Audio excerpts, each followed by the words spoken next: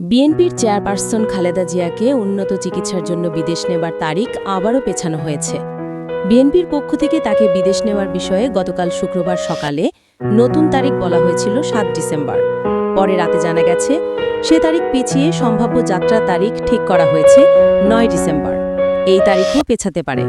Taiwan ও দক্ষিণ চীন সাগর নিয়ে চীনের সঙ্গে সংঘাত এড়াতে যুক্তরাষ্ট্র এবং তার মিত্রদের সামরিক শক্তি আরও বাড়ানোর পরিকল্পনা করেছেন প্রেসিডেন্ট ডোনাল্ড ট্রাম্প।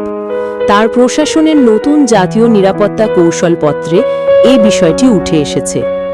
বর্তমান বিশ্বের সবচেয়ে সংবেদনশীল কূটনৈতিক ইস্যুগুলোর একটি তাইওয়ান। শুক্রবার প্রকাশিত ট্রাম্প প্রশাসনের ওই নথিতে এই ইস্যু নিয়ে ওয়াশিংটন তাদের অবস্থান স্পষ্ট করল। সিরিয়াকে সন্ত্রাসবাদী দেশের তালিকা থেকে বাদ দিয়েছে কানাডা। গতকাল শুক্রবার দেশটির পররাষ্ট্র মন্ত্রণালয় এ ঘোষণা দিয়েছে। একই সঙ্গে বাশার আল আসাদ সরকারকে উৎখাত করে ক্ষমতা দখল করা বিদ্রোহী গোষ্ঠী হায়াত তাহরির আল শামের HTS এর নামও সন্ত্রাসী সংগঠনের তালিকা থেকে বাদ দেওয়া হয়েছে।